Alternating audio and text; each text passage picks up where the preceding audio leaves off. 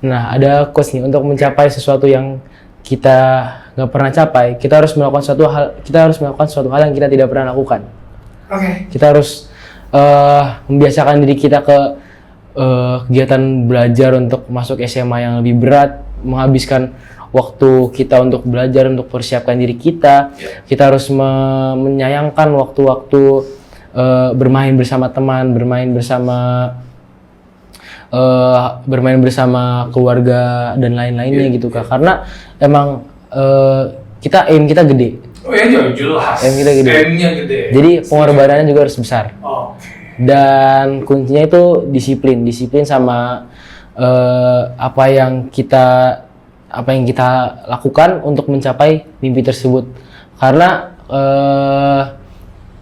kalau kata Eliud Kipchoge itu orang yang bebas itu adalah orang yang disiplin. Karena orang yang tidak disiplin itu merupakan orang yang terpenjara akan nafsunya. Jadi kita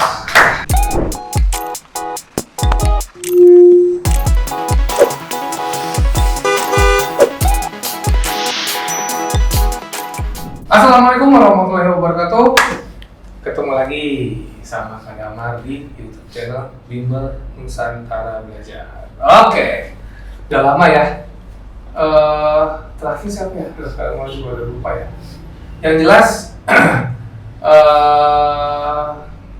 pada kesempatan kali ini, Kak Damar akan kedatangan tamu. Sebenarnya Kak Damar undang ya. Itu waktu itu pernah kita ke rumahnya Ananda. Itu nanti mungkin akan di ini lagi ya, di refresh lagi ya. Mungkin bagi yang belum ini.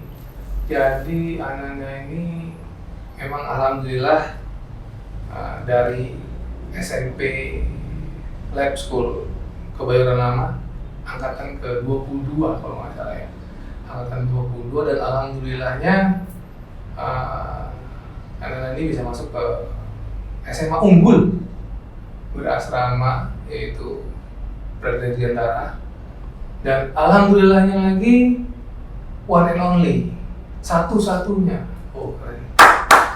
Jadi dari beberapa siswa Lab School Kebayoran yang ikut tes ke SMA unggul Prada Dirgantara, Ananda ini lolos. Jadi angkatan ke-22 ya, berarti kalau Fatan berarti angkatan ke-21 kalau nggak salah ya. betul ya. Fatan angkatan ke-21 dan angkatan 21 ya Fatan juga, one and only juga. Yang alhamdulillah bergabung di Bimbel Nusantara Belajar dan masuk menjadi siswa SMA unggul Prada Dirgantara ya. Oke. Tanpa berpanjang lebar lagi, karena kemarin kita ke rumahnya Ananda, yang mungkin sekarang Ananda yang berkunjung kemari, alhamdulillah sudah menyempatkan diri. Alhamdulillah. Di tengah-tengah kesibukannya. Terima kasih juga buat bapak dan ibunya Ananda ini yang sudah memperkenankan Ananda datang dan berbagi pengalaman di podcast saluran Bimbel Nusantara Belajar. Tanpa berlama-lama lagi, Kak Damar akan memperkenalkan siapa sih yang keren ini. Ya, monggo, ini dia. Nah, bukan dulu buat Abang Farel. Oke. Abang Farel, monggo Abang Farel. Oke, perkenalkan dirimu. Siapa? Terima kasih Kak Damar. Jadi, perkenalkan, nama saya Muhammad Farel Atala, saya bisa dipanggil Farel. Saya dulu merupakan siswa dari SMP Lab School Kebayoran angkatan 22, di mana saya memutuskan untuk ingin melanjutkan pendidikan saya di SMA Prada Dirgantara, SMA unggul berasrama yang terletak di Boyolali. Nah, angkatan berapa tuh, Bang? Kalau di Prada Dirgantara angkatan 8, Kak. Oh, berarti Bang Fatan angkatan 7 ya? Iya, betul. Oke, lanjut. Jadi saya di SMA Prada Dirgantara sudah menempuh pendidikan selama 6 bulan, di mana 4 bulan pertama saya menempuh MPLS, masa pengenalan lingkungan sekolah, yang diakhiri dengan kegiatan namanya kegiatan zone ataupun kegiatan untuk menyambut orang tua dengan menunjukkan hasil kerja keras kami ataupun hasil-hasil nilai-nilai yang telah kami dapat Kak selama 4 bulan tidak berkoneksi, tidak ada berhubungan secara langsung atau langsung dengan orang tua Kak. Oke. Jadi gini, Bang, kan kalau mau tahu nih, kalau MPLS atau masa basis di Krida Nusantara atau di Taruna Nusantara itu kan SMA semi militer ya. MPLS-nya SMA Unggul Berasrama itu apa sih? Apakah ada kegiatan berbau-bau semi militer enggak? Oh, seperti kegiatan wajib fisik ataupun hal lainnya. Iya, yang berbau-bau semi militer lah ya. Kayak misalkan ya kayak di Krida Nusantara gitu, ada di Taruna Nusantara gitu. Apakah ada di Pradita? Kalau untuk kegiatan rutin seperti fisik contohnya, itu sebenarnya tidak ada. Karena MPLS di Pradita itu sendiri untuk masa pengenalan lingkungannya itu dimulai dari minggu pertama. Di minggu pertama kami full nggak ada belajar Kak. Di situ kami full beneran mengenal civitas, mengenal lokasi-lokasi ruang-ruangan di Pradita dan mengenal civitas itu mengenal kakak kelas. Guru. Oke, mengenal guru, oke. Serta organisasi. Jadi secara nggak langsung kenal kakak kelas, tapi beberapa doang yang mengikuti organisasi Kak. Habis itu di seminggu pertama itu kami juga diberitahu mengenai SOP di asrama, di kelas, di kegiatan-kegiatan sehari-hari. SOP di asrama? Iya, seperti peraturan-peraturan kayak jam tidur, jam bangun, dan hal-hal lainnya Kak. Habis itu untuk MPLS itu sendiri minggu kedua hingga penutupan di bulan keempat itu seperti biasa kegiatan belajar mengajar di sekolah. Namun perbedaannya saat MPLS dan saat setelah MPLS, siswa Pradita ini saat MPLS materi pembelajaran yang digunakan itu menggunakan semua materi pelajaran dicampur IB dan Kurnas. Berarti kurikulumnya itu Kurnas sama IB ketika kelas 10. Iya, tapi IB-nya tuh masih belum mengambil program IBDP, hanya baru mencoba mata pelajaran IB-nya Kak. Belum mengambil program IB-nya. Belum. Okay, untuk mendapat gambarannya aja gimana program IB. Nah, jadi di situ kami mempelajari materi-materi IB seperti filosofi ataupun materi IB seperti global politics. Namun secara bersamaan kami juga belajar PPKN, muatan lokal itu ada Jawa ataupun ada bahasa Jawa. Ada bahasa Jawa karena muatan lokalnya. PPKN juga ada. Terus yang unik lagi adalah kita saat 4 bulan itu belajar bahasa Perancis Kak. Harus, karena itu kan buat mencari gambaran doang IB gimana. Kenapa Perancis? Karena Pradita tuh memilihnya bahasa Perancis Kak. Untuk guru yang dipilih juga dari guru bahasa Perancis. Oh, jadi bukannya Jerman atau Itali atau pokoknya Perancis aja? Iya, Perancis Kak. Kalau yang available dan dipakai oleh Pradita. Untuk IB-nya. Untuk IB-nya bahasanya bahasa Perancis? Bahasa Perancis. Lah berarti kamu dari awal itu udah matematik Inggris gitu, fisika juga pakai bahasa Inggris gitu ya? Iya. Itu kesulitan nggak? Jujur kalau buat beberapa mata pelajaran seperti fisika dan kimia ataupun biologi kesulitan karena ada beberapa terms yang gak familiar kita bicarain dalam bahasa Inggris. Vocabnya? Iya, betul. Vocabnya yang gak familiar ya? Iya. Oke, terus? Habis itu ya walaupun ada kesusahan ataupun ada hal yang gak bisa, kita selama 4 bulan itu kita coba sesuaikan, kita coba usahain yang terbaik karena pada akhirnya kita bisa milih sesuai subjek yang kita inginkan ataupun subjek yang bakal mengarahkan kita terhadap universitas-universitas jurusan-jurusan yang kita ingin tuju nantinya Kak. Di kelas 10 itu? Di kelas 10 setelah 4 bulan itu MPLS Kak. Oh, berarti nanti kamu akan diarahkan? Iya. Mau kemana? Setelah ini? Setelah yang kemarin itu Kak, yang 4 bulan. Oh, berarti sudah? Sudah. Oh, berarti kamu sudah diarahkan nanti gimana gitu? Untuk IB-nya saja Kak. Untuk IB-nya aja? Kalau kamu diarahkannya gimana? Untuk IB?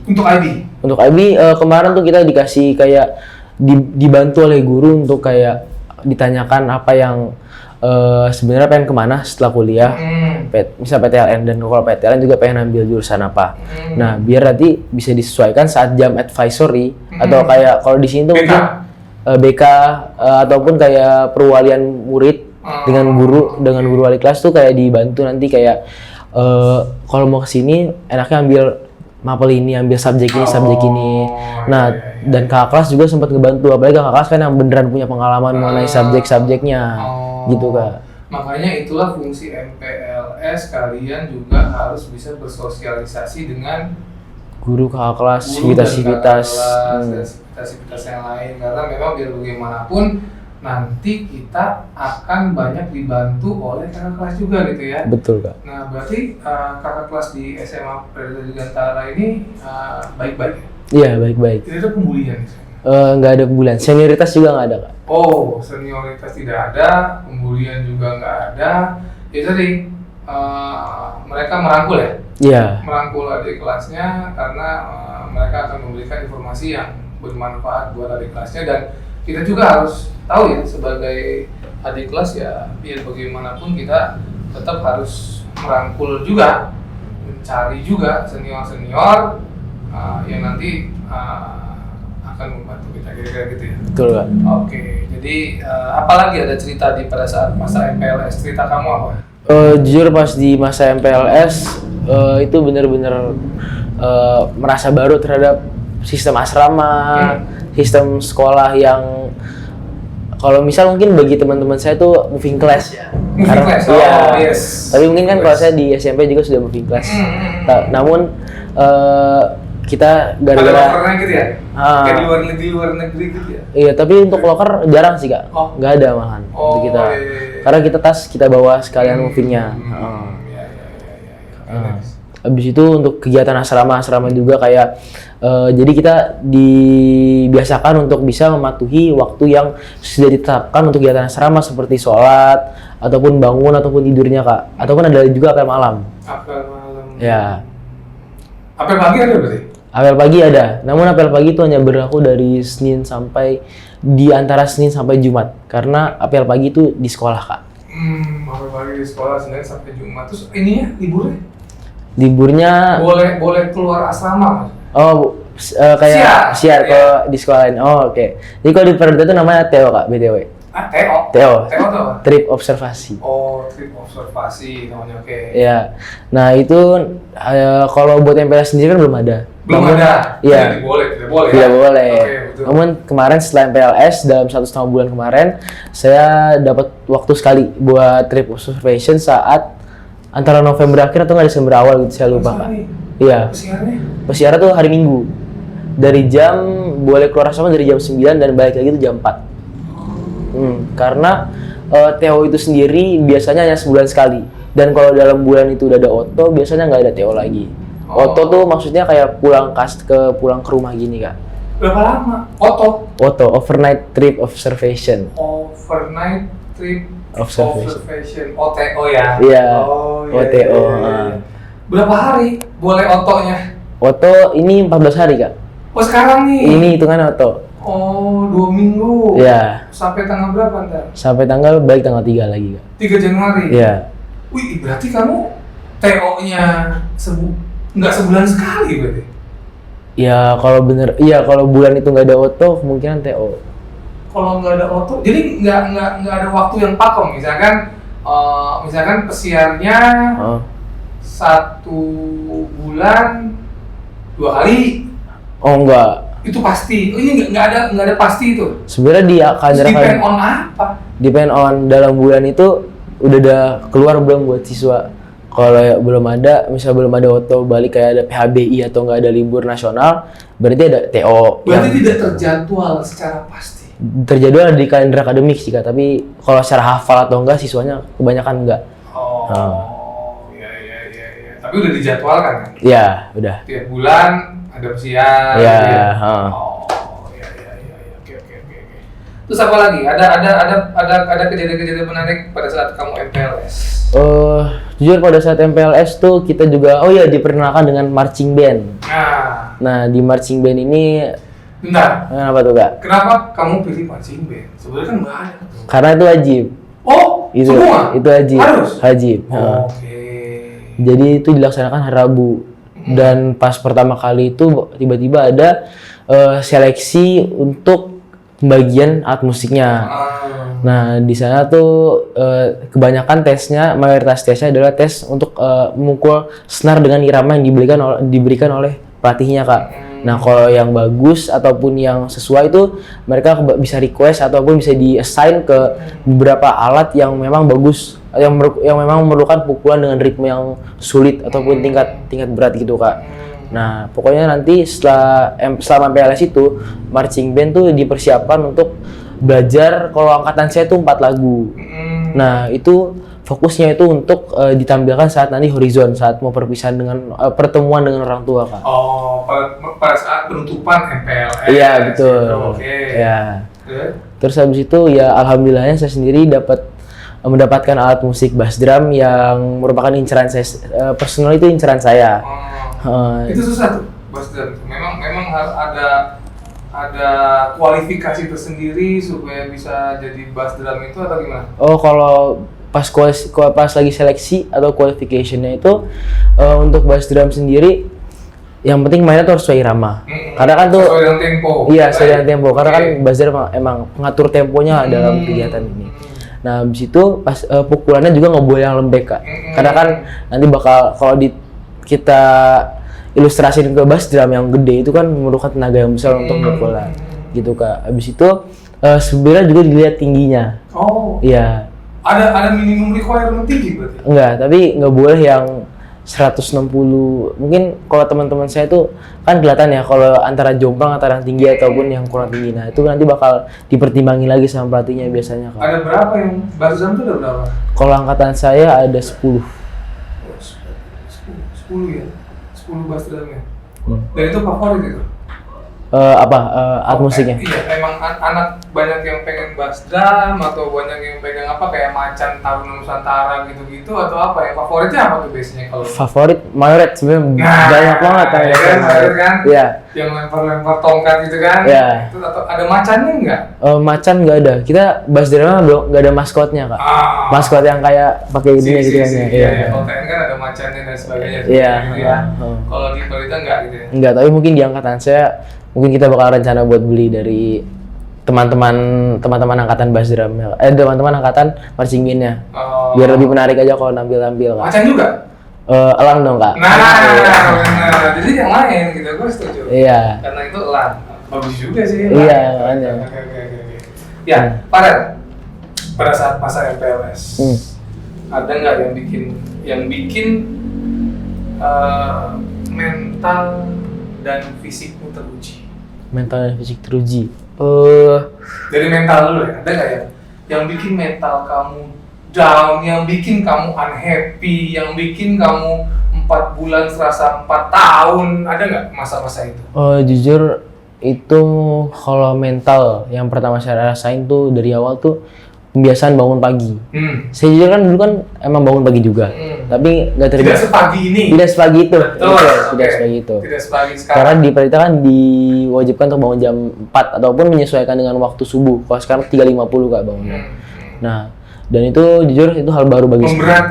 Memberatkan. Baik. Dulu tuh hal yang sangat susah disesuaikan saya karena saya sendiri tidak terbiasa bangun jam segitu dan itu membuat saya terpaksa buat harus cari cara nih biar bisa bangun jam segini dan gak capek saat melaksanakan kegiatan setelahnya gitu, Kak. Nggak ngantuk gitu? Iya, ngantuk. Nah, habis itu hal-hal lainnya tuh contohnya berkomunikasi dengan orang tua.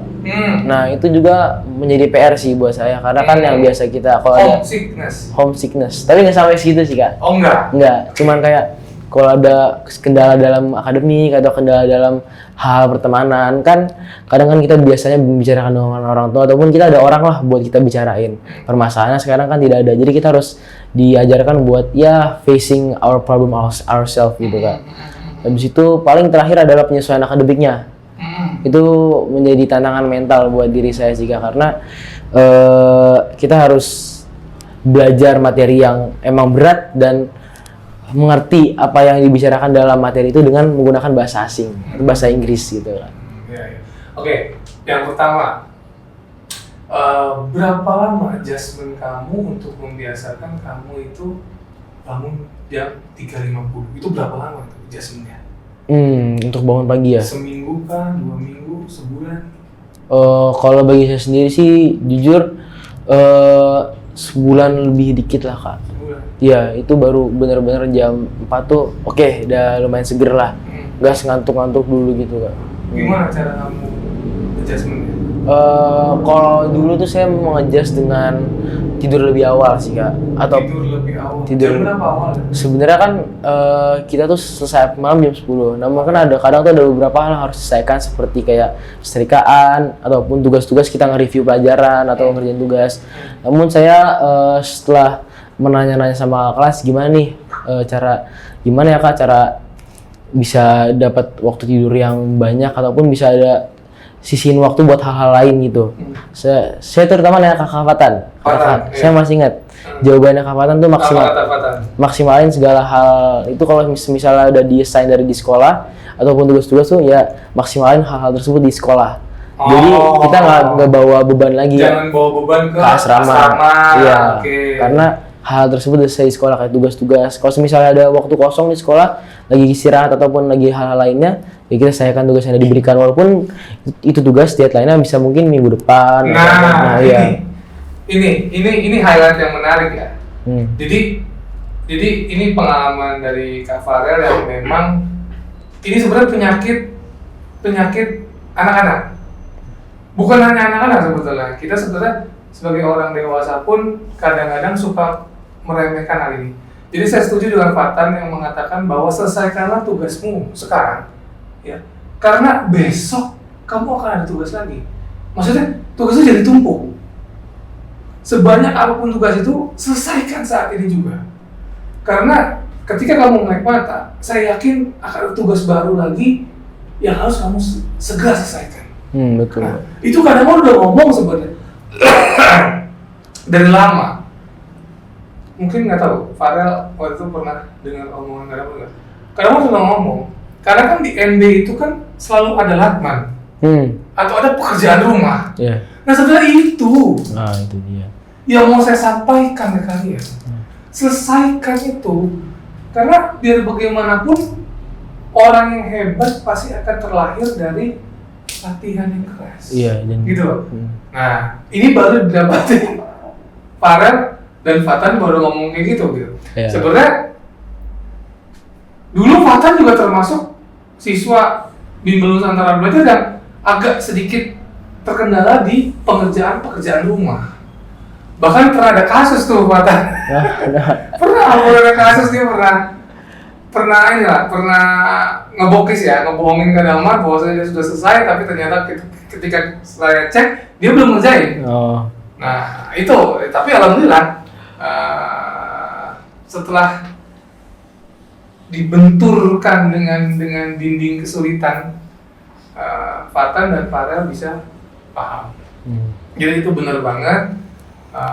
Tolong itu dipegang, selesaikan tugasmu sekarang karena besok akan ada lagi tugas baru. Iya, betul. Itu quotes banget ya.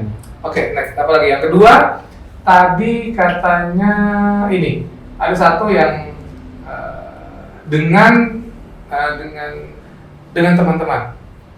Ada permasalahan dengan teman-teman. Yeah. Tadi kata dia yang biasanya bisa diomongin sama orang tua, tapi Farel harus bisa menyelesaikannya sendiri. Nah, kadang mau tanya, permasalahan apa yang atau konflik apa atau gesekan-gesekan apa yang sering terjadi dengan teman-temannya Farel? Kalau gesekan ini biasanya tuh terjadi pas di awal-awal kak. Karena Kenapa? Pradita kan mengambil siswanya kan bukan dari hanya satu daerah, tapi dari beragam daerah.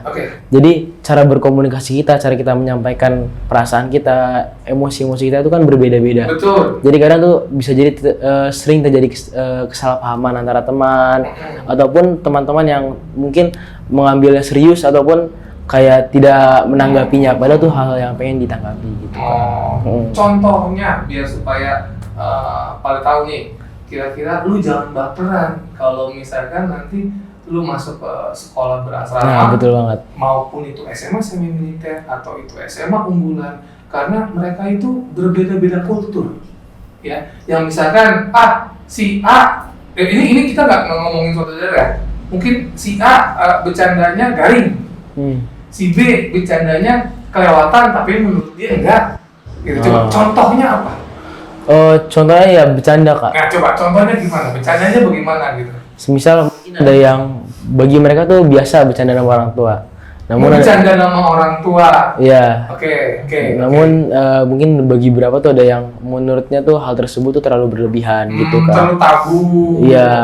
Nah, hal tersebut tuh memicu kayak ya ketidakharmonisan, harmonisan antar sesama teman. Iya, gitu ya. karena notabene-nya kan kita juga baru bertemu dan baru kenal-kenalan gitu, Kak. Nah, bagaimana cara ngatasin ketimpangan itu, Farel? Di SMA di kamu.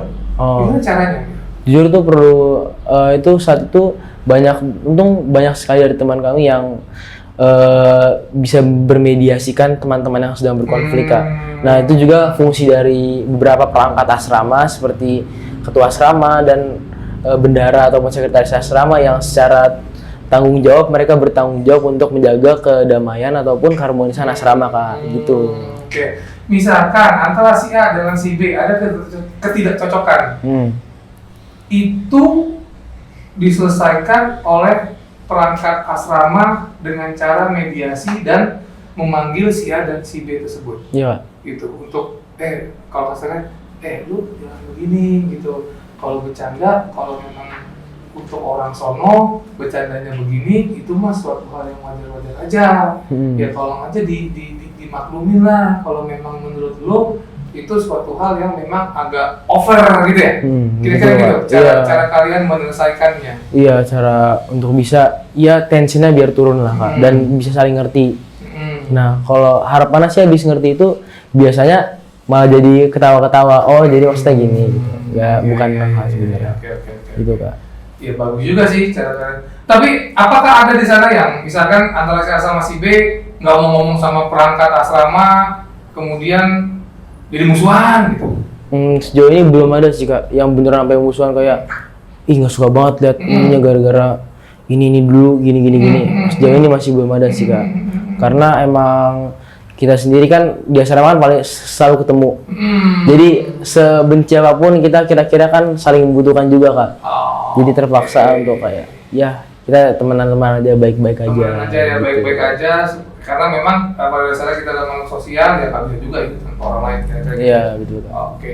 Sekarang aku mau tanya tuh, waktu di MPLS. Oke. MPLS itu kan adalah masa peralihan dari Farel yang labil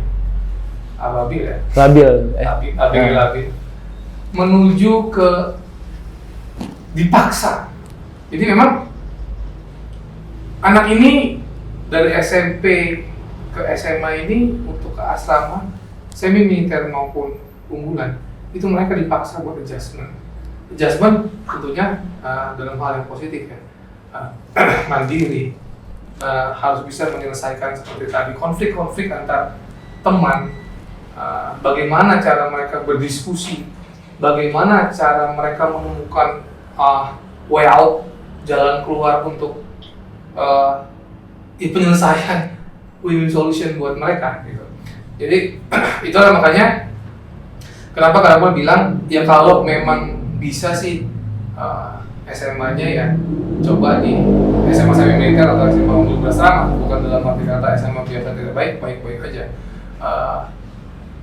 Kita pengen anak-anak bisa lebih mandiri sebetulnya itu.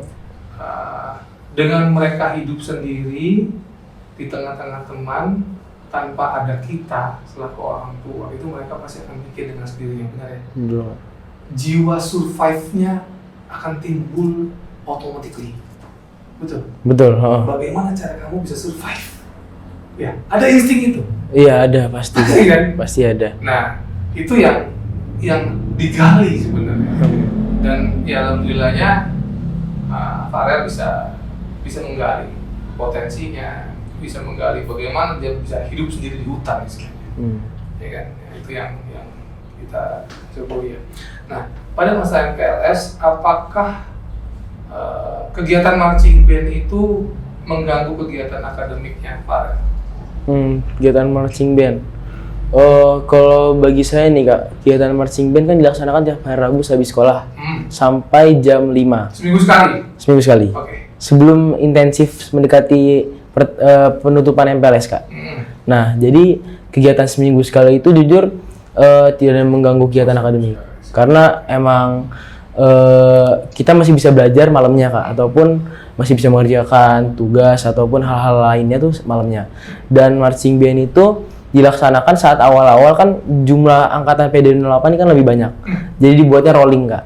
Dibagi kelompok A dan kelompok B. Jadi minggu 1 kelompok A, minggu 2 kelompok B gitu. Jadi ada di mana satu minggu tuh hari Rabunya saya kosong dan bisa diganti untuk mengerjakan tugas-tugas, berolahraga dan hal-hal lainnya Kak.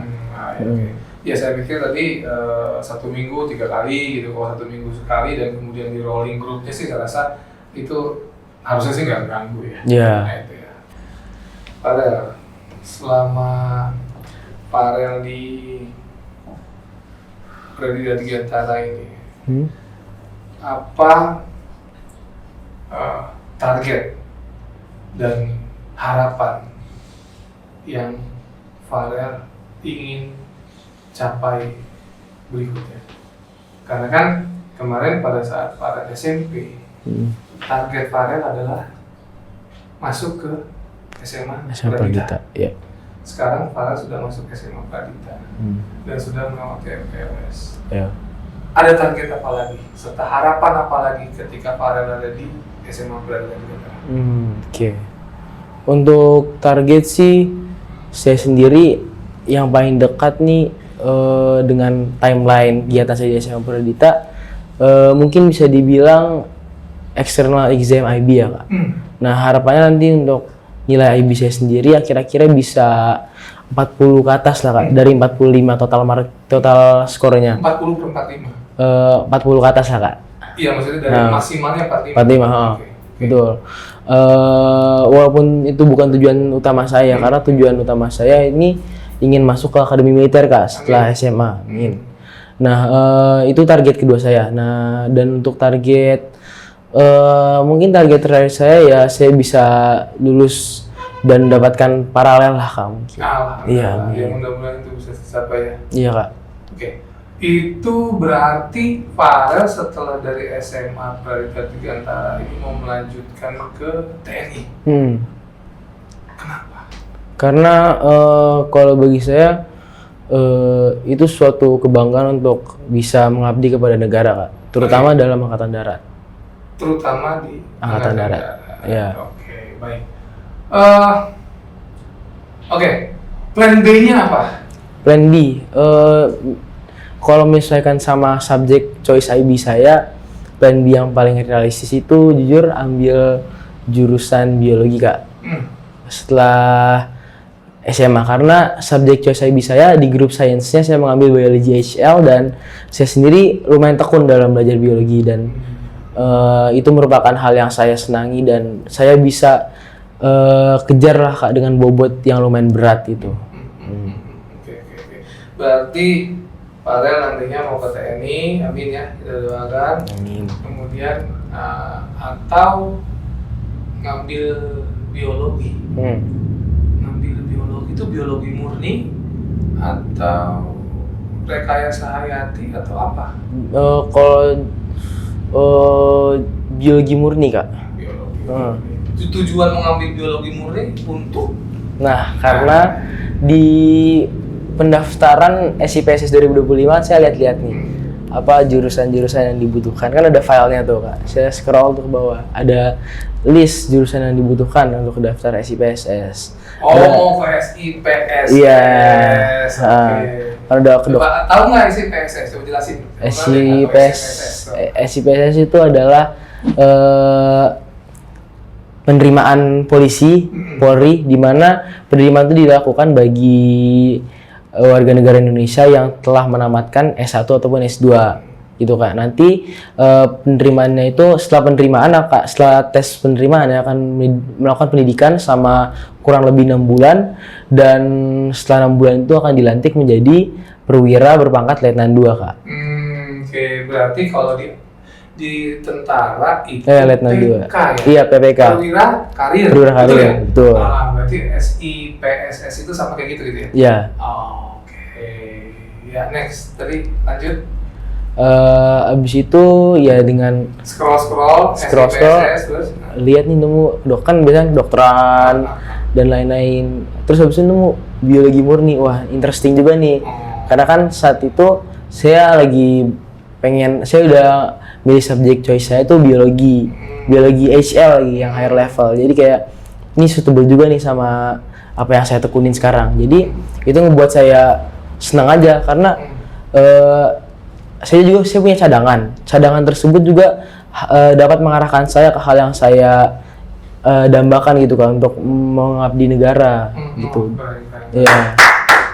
Memang ya mudah-mudahan apa yang tapi kamu nggak ada niat ke PTLN? Niat ke PTLN siswanya gitu? Sejauh ini belum sih. Belum ya? Iya. Berarti yang pertama itu jadi tentara, angkatan darat. Iya. Yang kedua memang mau ngambil biologi murni tapi tetap ke Polri. Betul kan. PSS gitu ya. Oke ya, semoga kita doakan yang terbaik buat Bang Farel. Amin. Oke. Kenapa lu tanya? Kan Farel kan waktu itu kan di Bimbel Nusantara Belajar ya. Apakah dari Bimbel Nusantara Belajar ini ada ilmu yang bermanfaat apapun itu untuk Bang Farel terapkan di SMA Berada Dirgantara? Ilmu yang bermanfaat diterapkan saat keberlangsungan di SMA Berada Dirgantara. Kan sudah selesai masuk ke SMA Berada Dirgantara, apakah masih ada nih yang di Bimbel Nusantara Belajar masih bermanfaat untuk Bang Farel di Berada Dirgantara? Jujur, saya tuh sempat make apa sih kan namanya tuh yang nama ininya modul.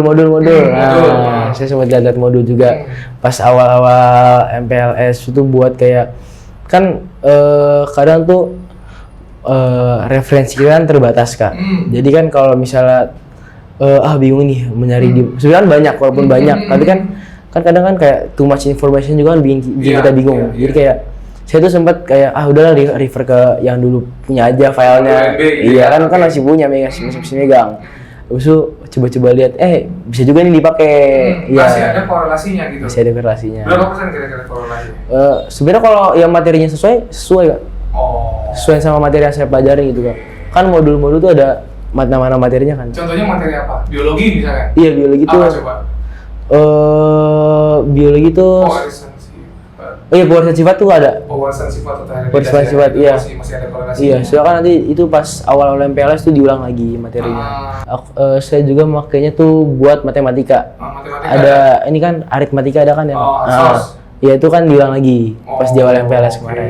Ya. Berarti modul-modul NB itu ada korelasinya jika materinya yang keluar sama. Iya. Misalnya contohnya biologi, hereditas ya sama gitu kelas 10 gitu ya. Lagi sih. Iya. Kelas 10 terus matematika ya aritmatika sosial, aljabar. Beda aljabar ya. Kayaknya iya deh Kak. Atau kemarin tuh pas MPLS tuh nggak di ini lagi Kak, nggak ditekenin lagi. Nggak ada aljabar ya. Iya. Ya? Oke, pokoknya ada beberapa materi yang sama lah ya. Iya. Dan itu masih ada korelasinya ya. Iya. Oke, sip. Kalau gitu berarti ya memang ada ilmu yang masih bermanfaat yang bisa diulang ketika kelas 10. Iya. Karena memang anak-anak NB ngomong sebetulnya modul NB masih bisa dipakai sampai kelas 10. Iya. Itu ya ternyata ya betul alhamdulillah ya gitu. Oke. Good. Nah, sekarang kadang mau penasaran dari tadi. Ini yang ininya loh. Ini Kak. Nah, coba ceritain ini apa dan dapatnya bagaimana? Coba. Oke, jadi untuk apakah semua anak bisa dapat seperti itu gitu? Semuanya tuh berkesempatan untuk untuk pakai seperti ini. Iya, namun perlu melewati rangkaian seleksi untuk mendapatkan pinosis ini Kak. Nah, jadi itu merupakan pinosis. Oh, pinosis. Iya, jadi untuk organisasi-organisasi di Perdita ini ada 10. Nah, ini oke. Nah, coba ada 10 organisasi. Apa aja coba ceritain? Oke, jadi organisasinya itu ada 10. OSIS, jadi ada Big 3 Kak. Organisasi yang paling besar ini. Paling diminati. Apa? Paling utama lah. Paling utama. Jadi kayak dalam lembagaan keorganisasian nih, organisasi 7-nya tuh merupakan percabangan dari kayak bidang-bidang di organisasi OSIS. Nah, yang 3 ini itu ada MPK, OSIS, dan Dewan Ambalan atau enggak yang kita kenal tuh Pramuka. Nah, jadi 3 organisasi ini tuh kalau misalnya udah daftar OSIS itu nggak boleh daftar MPK ataupun Dewan Ambalan. Dewan Ambalan atau Pramuka. Iya, itu nggak boleh. Nah, karena jobnya sendiri tuh udah lumayan berat, Kak. Iya, jadi, tujuh lainnya itu ada PMR, Rohis yang di PIN ini. Oh, kamu juga ikut Rohis? Iya. Oh, PMR, Rohis. Terus Paskibra tuh ada organisasi juga namanya Agama Yaksa kalau di Pradita. Habis itu ada lagi PHS, Perhimpunan Humas Siswa. Humas? Ngapain? Jadi, semisal kan pas pembukaan MPLS, Kak, itu kan pasti di auditorium Pradita kan ada yang mainin videotron gede. Nah, itu jadi siswa tuh di ruang operatornya tuh ngoperasiin. Ada yang jadi sound system, kalau ada pertunjukan ada yang jadi pegang dim light yang lampu sorot yang nyorotin ke orangnya kalau ada pertunjukan gitu, Kak. Iya. Terus? Habis itu ada Rohkatris. Iya, rohani, agama Kristen dan Katolik. Ada PIKR.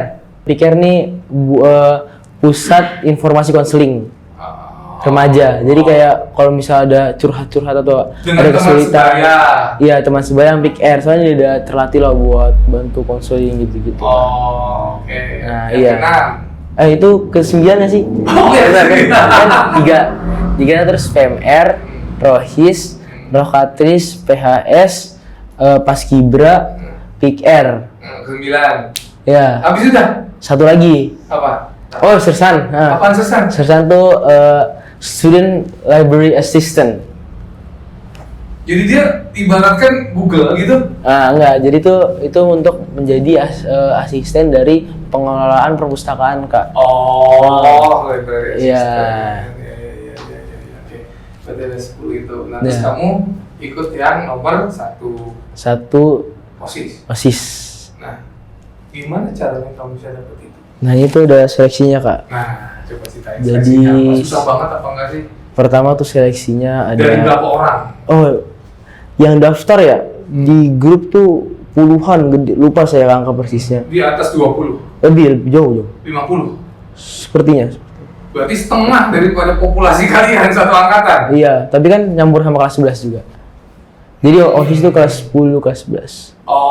Berarti taruhlah kelas 10 50%, kelas 11 50%. Iya.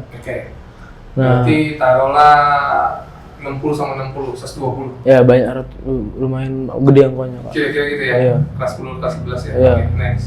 Habis itu di sana tuh pertama kita buat nyalonnya sendiri itu harus siapin CV dan CV dan beberapa ketentuan lainnya, Kak.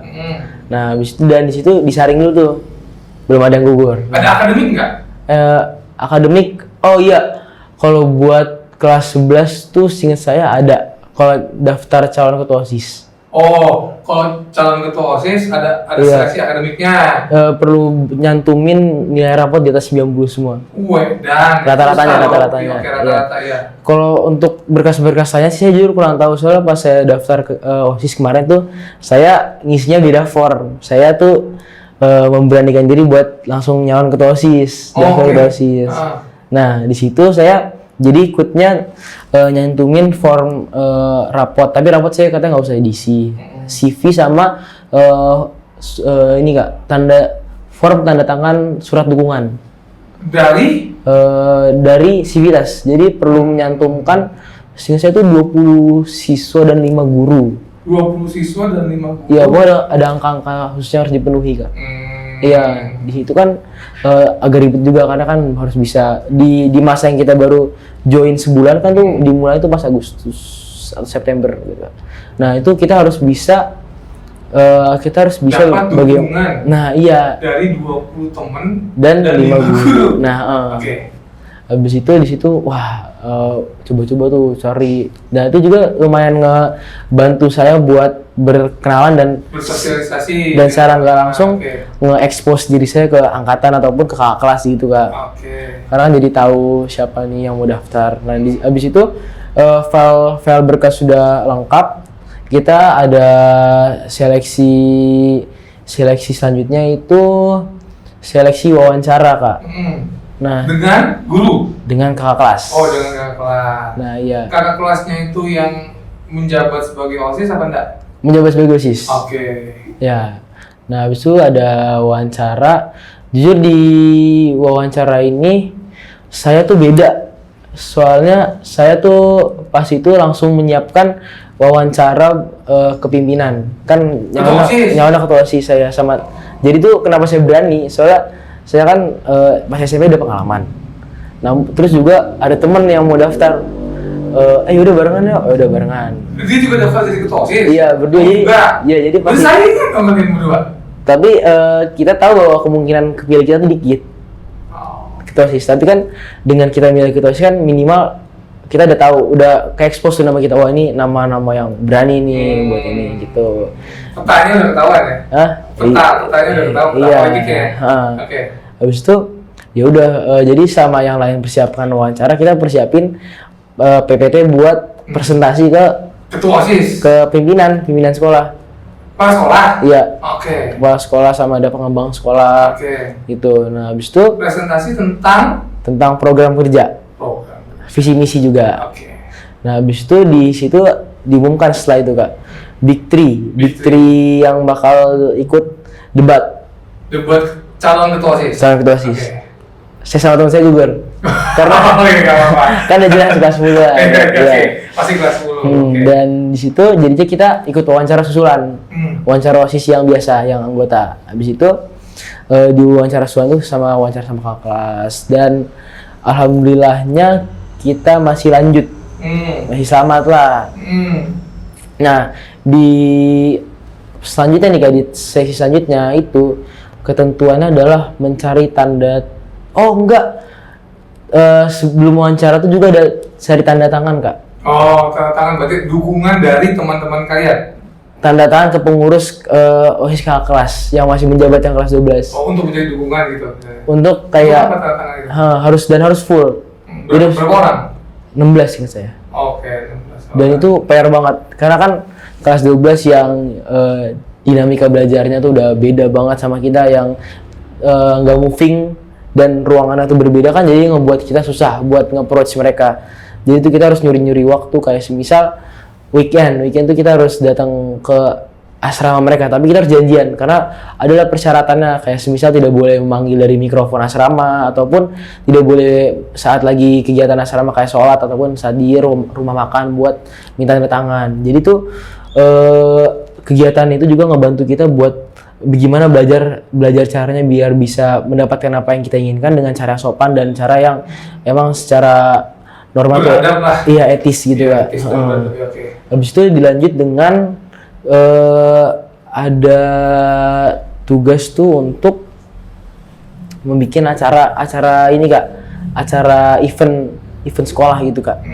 Nah, eventnya tuh kita pas itu sebelum kita bikin event itu ada bagian-bagian dulu, kayak jobnya ini apa, siapa tuh jadi apa, perlengkapan kah, ketua, wakil. Nah, di situ saya ngeliat opportunity biar nama saya makin naik gitu, atau saya tuh bisa mengeksplor diri lagi dengan kegiatan OSIS ini kayak gimana.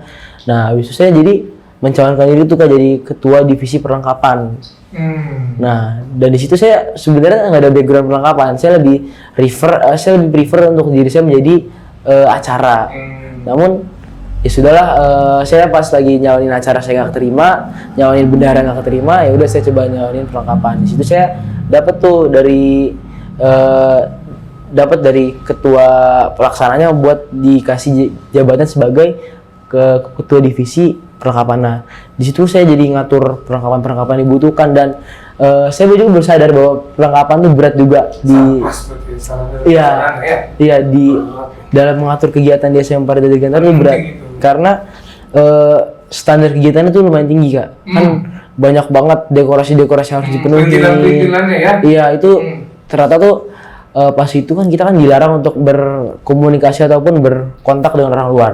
Nah, itu PR, karena kan kita kan perlu membeli barang-barang di Tokopedia ataupun di tempat-tempat lain. Nah, jadi tuh mikir sendiri ya, apa yang harus kita persiapkan gitu. Jadi saya terpaksa bukan terpaksa sih, emang harus kayak gitu. Iya. Saya harus berkomunikasi dengan kakak kelas gimana nih kak. Nah jadi saya harus minta tolong juga, belajar minta tolong, belajar minta kak apakah bisa minta tolong pesankan ini gitu ke kakak kelas.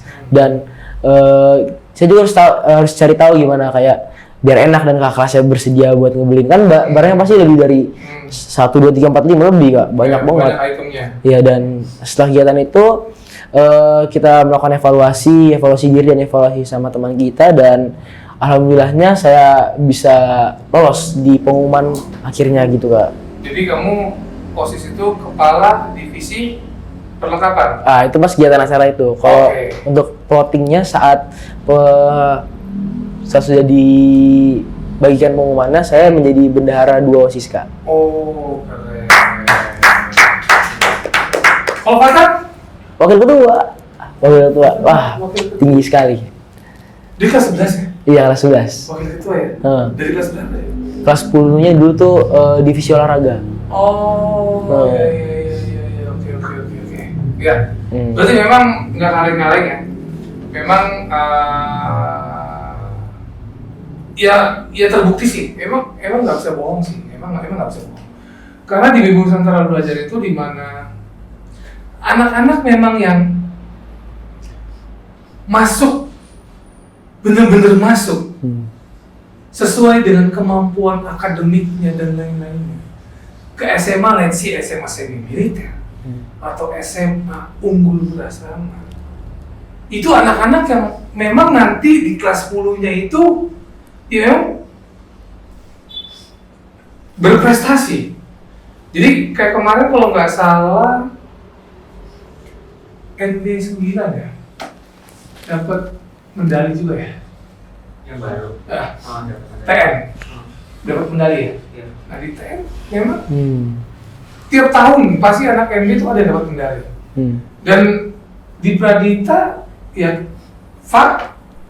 ada generasinya gitu. Fatan generasinya Faren. Nah, sekarang saya nggak tahu generasinya siapa. Belum kelihatan. Tapi saya yakin bagi yang nanti masuk ke SMA Pradita itu juga anak-anak yang memang anak-anak pilihan unggul sebetulnya yang bisa masuk ke sana gitu ya. Jadi mudah-mudahan tradisi yang baik bisa terus diturunkan atau bisa terus dicetak oleh anak-anak Bimbel Nusantara Belajar. Kira-kira gitu ya. Sip. Keren. Lagi sih sebenarnya. Karena pengen tanya terakhir. Tolong dong, Mas Afar, kasih tahu ke adik-adik kamu di sana lagi dan lagi, berikan mereka motivasi. Motivasi untuk bisa mengikuti jejak kamu menuju ke SMA keren, yaitu SMA Pradita Diantara. Ya.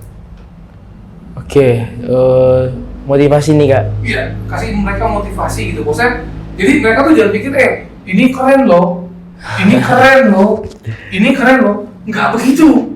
Yang mereka harus tahu adalah bagaimana prosesnya menuju ke sini, dan ke sini. Gitu lah. Jujur kalau dari saya nih kak, untuk adik-adik nih terutama harus banget namanya break beyond limits mereka. Itu juga moto yang saya pegang karena ada quotes nih, untuk mencapai sesuatu yang kita nggak pernah capai, kita harus melakukan suatu hal yang kita tidak pernah lakukan. Kita harus membiasakan diri kita ke kegiatan belajar untuk masuk SMA yang lebih berat, menghabiskan waktu kita untuk belajar, untuk persiapkan diri kita. Kita harus menyayangkan waktu-waktu bermain bersama teman, bermain bersama keluarga dan lain-lainnya gitu kak. Karena emang aim kita gede. Oh iya jelas. Aim kita gede. Aimnya gede. Jadi pengorbanannya juga harus besar.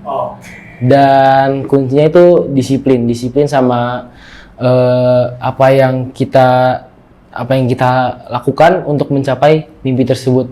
Karena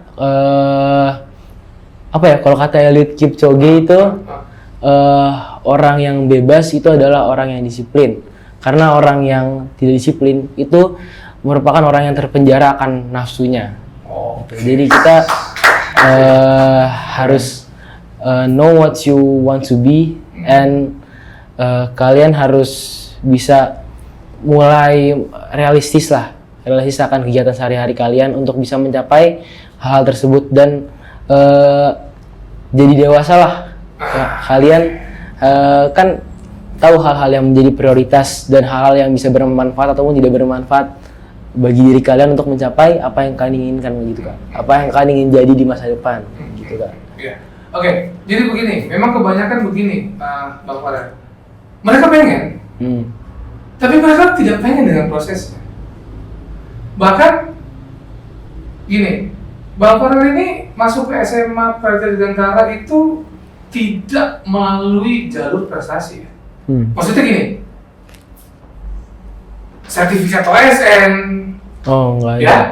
sertifikat basket, sertifikat taekwondo, sertifikat silat, renang, and so on, tidak.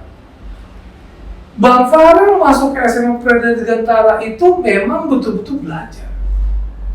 Jadi memang sampai detik ini, Kadamar tuh masih dengar dari orang tua siswa di luar sana bahwasanya, ya anak saya mau masuk ke SMA semi militer, ya anak saya mau masuk ke SMA unggulan, tapi anak saya nggak ada, masih ingin ikut ekskul basket. Anak saya masih ingin ikut ekskul futsal.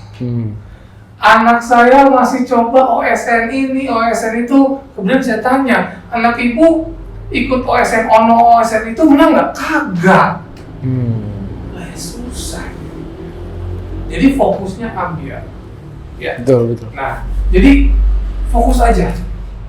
Fokus seperti yang dibilang sama Bang Farel, karena kalau masuk SMA Praja Dirgantara, misalkan pun kamu juara Olimpiade Matematika gitu ya, itu kan tetap dites kan? Karena kamu jagonya di matematika. Sedangkan di SMA Praja Dirgantara tidak hanya butuh jago matematika, betul. Nah, itu yang mesti kita sadari dan orang tua juga sadari, gitu ya. Dan alhamdulillah memang Ibu Bang Farel ini juga termasuk orang tua yang memang mendukung dan Bang Farel juga salah satu anak yang memang sadar tentang goal reach-nya apa dan sebagainya, gitu ya. Jadi mudah-mudahan apa tips dan trik dari Bang Farel yang sudah dikasih tahu, ya sebenarnya triknya itu aja sih. Iya. Cuman ujung-ujungnya ya kita sendiri ya yang menjalankan. Kita sadar apa enggak gitu ya. Kita butuh apa enggak. Ya kan? Seperti tadi Bang Farel juga, saya senang kendalanya adalah tidak bisa bangun pagi, tapi sekarang bisa bangun pagi. Terus dia juga sudah bisa menyelesaikan permasalahan dia secara mandiri. Ya, jadi memang Kadamar bisa melihat perubahannya Bang Farel, perubahan anak-anak yang memang pada saat ditempa di SMA semi militer maupun di SMA unggul itu berubah, itu berasa loh. Karena kan Kadamar kan sering nih ngobrol begini ya. Dan sering juga sih anak-anak SMA semi militer atau SMA unggul itu memang yang anak ini kayaknya masih belum bisa dikatakan ada perubahan, cuma tidak terlalu signifikan. Nah, alhamdulillah Bang Farel ini pada kesempatan ini kadang berpikir, ya alhamdulillah banget SMA Balita bisa memberikan sesuatu warna yang berbeda dari Bang Farel yang dulu yang kadang tahu. Oke, kita kasih big applause. Dan memang sepertinya anak-anak ini memang harus dibentokin di sebuah masalah atau dinding yang besar tapi sendiri, sehingga dia insting bertahan hidupnya menyala dengan sendiri. Ya, itu bisa Kadamar merasakan di Bang Farel, dan itu suatu hal yang keren. tetap gali. Ya. Kamu punya potensi yang besar. Begitupun dengan Fatan dan teman-teman kamu yang ada di Barita. Terus gali potensi kamu, terus tetap happy. Apapun tekanannya, kamu harus bisa keluar dari tekanan itu. Entah bagaimana caranya, karena kita tidak ada di situ. Dan mulai kemarin, ketika kamu lepas dari orang tua, ya kita sudah nggak ada. Karena suatu saat, pada dasarnya kita akan tidak ada. Dan kamulah yang akan meneruskan ya apa yang udah kita tata. Ya. Kira-kira pesan Kadama itu aja. Tetap happy, harus bisa menyelesaikan masalahmu sendiri dengan tadi itu ada norma-norma yang harus kamu kedepankan. Gitu ya. Jangan pernah putus asa. Ya karena pada dasarnya kamu memang makhluk sosial, tapi kamu individual. Iya, betul Pak. Ya, kamu bisa menyelesaikan secara individu tanpa mengurangi empati dan simpati sama kehidupan sekitar. Kayak gitu aja Pak ya. Yo. Semoga kita doakan DNB 10 ini ada lagi penerus yang bisa kita banggakan. Amin. Oke, seperti ya ini tadi ya Bang Farel, biarpun begitu ya dapat tanda OSIS ini sesuatu hal yang tidak mudah gitu ya. Kemudian ada Bang siapa ya nanti ada mungkin yang kemarin dapat medali juga di SMA Taruna Nusantara, dan kita akan tunggu informasi anak NB yang lain prestasi apa yang kalian capai kayak gitu. Bang Farel, nih terima kasih banyak. Kadama seneng banget dari kunjungi sama Bang Farel. Dan paling utama adalah Kadama seneng banget karena kamu seperti Power Ranger sekarang. Sudah berubah. Iya, sudah tidak alhamdulillah. seperti yang dulu lagi. Iya. Mudah-mudahan kamu akan tetap seperti ini, tetap humble, ya, tetap bersahaja, tetap bisa menggali potensi diri kamu sendiri. Ya. Akhir kata, Kadama dan tim Nusantara Belajar mengucapkan mohon maaf yang sebesar-besarnya apabila ada kesalahan. Juga Bang Farel mungkin ada 1 dan 2 kata terakhir yang mau diucapkan, monggo. Untuk menutup podcast ini saya mau minta maaf kalau misalnya ada kesalahan ataupun ada hal yang kurang disukai. Terakhir buat teman-teman dan teman-teman, see you on top guys di puncak kesuksesan kita nantinya. Dan buat adik-adik terus semangat buat mencapai mimpi kalian. Know your priorities right. Yes. Oke. Dan ditunggu di SMA Pradita Dirgantara. Bye-bye.